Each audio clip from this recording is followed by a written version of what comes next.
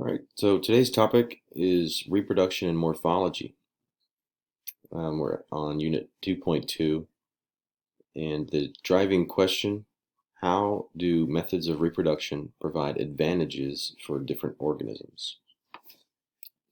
So we're thinking about the different classes of organisms that we've discussed so far. The first one that we're going to focus on is fungi.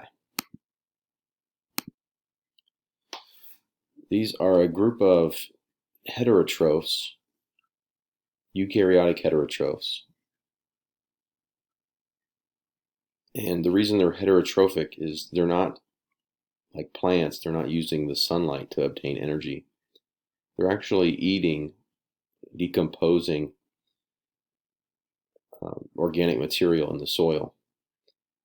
They're known as the great decomposers. And within their cells, they have, the cell wall chitin, and it's a very complex carbohydrate, similar to some that are found in arthropod shells. So these organisms are going to reproduce using spores. If you've ever seen a mushroom, maybe you kicked one once, or there's a lot of different variations in mushrooms, but sometimes they shoot off these spores in a little dust cloud. And those spores can fall on organic material and reproduce.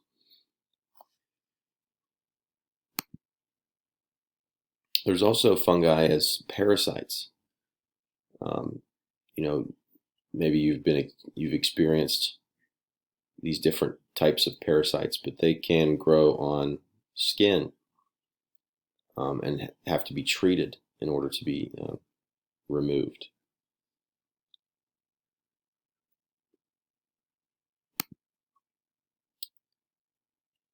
Next type of the class of organisms, plants. And before we can understand their reproduction, we have to understand the basics of most vascular plants.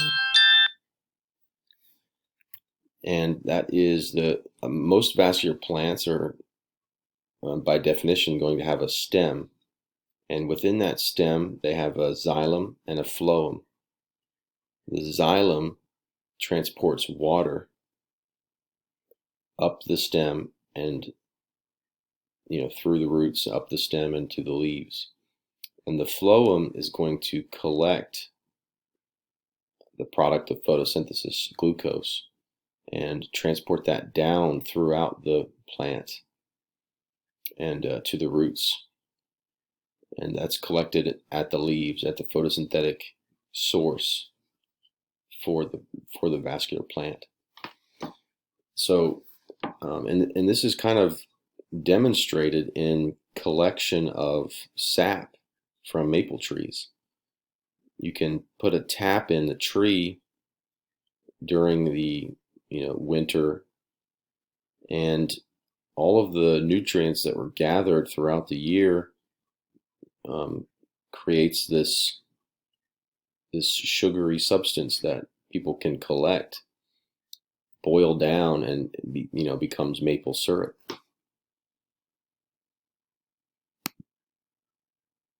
There are two types of vascular plants. Angiosperms are flowering plants. They have seeds and fruit.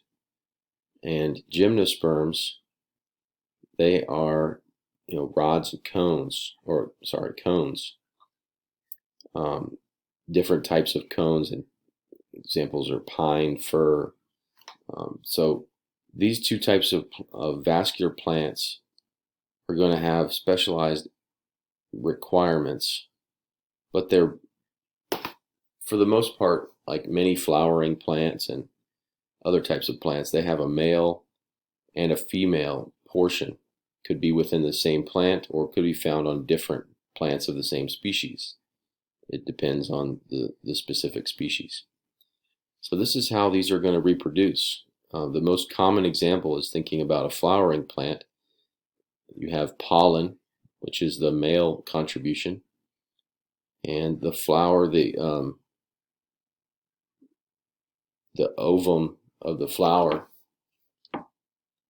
which will accept the pollen and then eventually creates the fruit. Once it closes up the flower, the fruit is developed, which is protecting the seed, which is the offspring of that that cross. And there's various types of seeds, all adapted for dispersal, which we talked about in a previous lecture.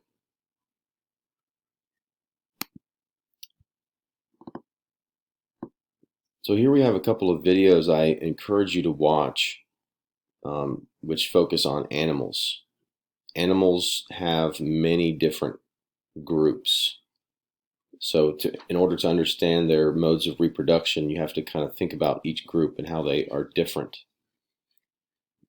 Think about these terms: multicellular, so it's an organism that has many cells that create the organism. Eukaryotic, so all of the cells have a nucleus and other membrane-bound organelles. Heterotroph, so heterotroph means they eat, consume, and they lack a cell wall and a chloroplast, so they're non-photosynthetic. So here's the first group of animals, which is the largest. 95% are invertebrates. And you might be familiar with many of these examples, but there's a lot of variation within invertebrates. And they're one of the most understudied, I feel.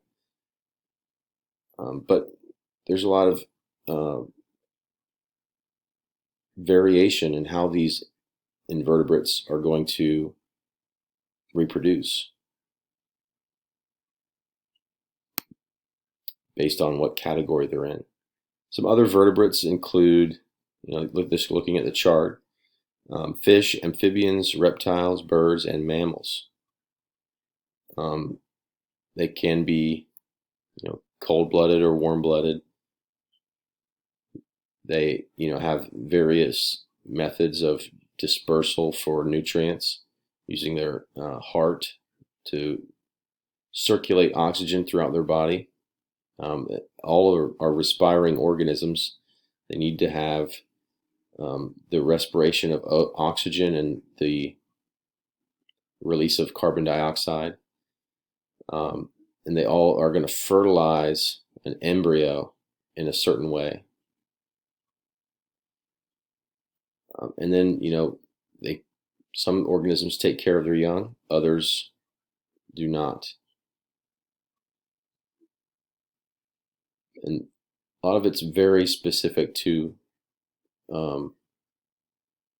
what species of organism we're focusing on.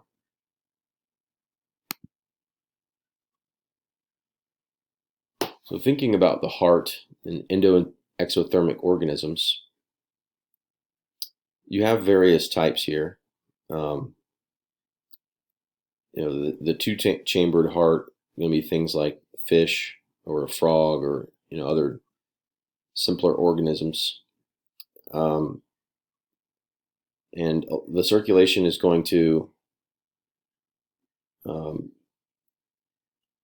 not need as much oxygen, because a lot of the oxygen through a fish is exchanged through the water in the gills.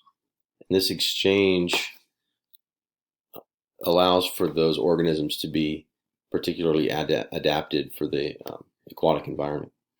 But it becomes more complex when you start to live out in the air. Reptiles, amphibians, and mammals, having a 3 and 4 chambered heart, you have to exchange oxygen from the air and circulate that oxygen through the lungs and into the heart, which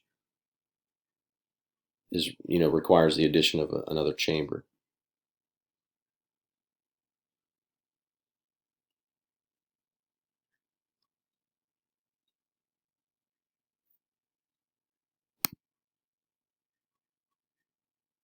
So dispersal, two types of species, R-select and K-select. R-select species are highly reproductive. Things like insects, fish, have lots and lots of young, very short lifespans, but can disperse and create many, many offspring. And often are prey items when you're thinking about the food web or the ecology of that those types of species. K-select are low reproductive, much longer lifespan. So many mammals and larger organisms would fall in the lines of the K-select species. So let's think about, looking at these different organisms. Why do they have these differences in the external, skin? Amphibians typically have moist skin. What adaptations are necessary? Why are they needing that moist skin? What's the advantage for them? Or for a reptile, what's the advantage of having the dry skin with the scales that help them, for whatever reason? Birds having feathers is another type of adaptation, and it's kind of those feathers that allow them to be in so many different habitats. Amphibians and reptiles are often specialized and must be, in certain areas. But birds, you can find birds anywhere on Earth, and that's because of their some of the adaptations that they have. So many organisms have eggs, reptiles, birds, and amphibians, but the type of egg is kind of dependent on which environment they're in. And then, mammals are obviously placental, so they develop internally, and there's also advantages for that as well.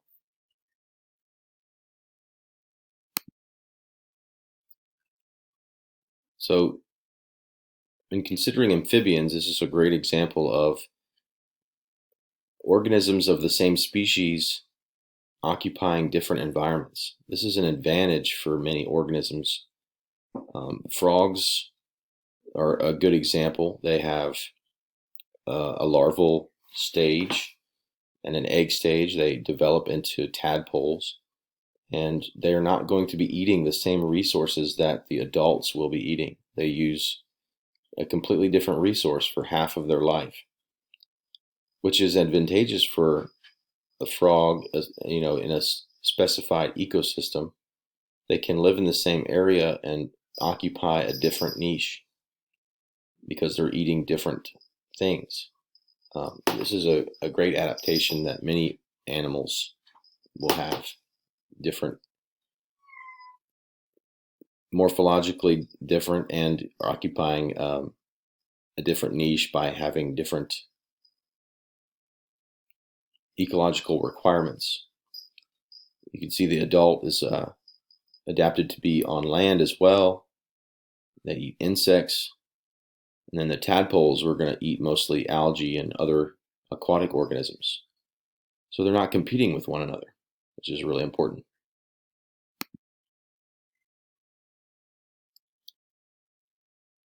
So reptiles will copulate very similar to the way birds do.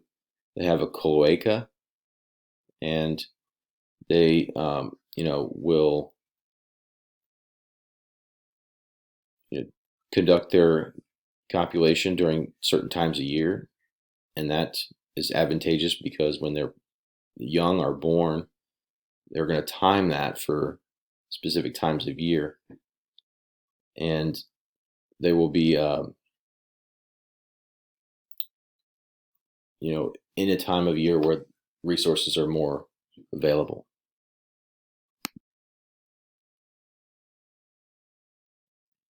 Birds are exothermic and have a waterproof egg, but not all birds fly.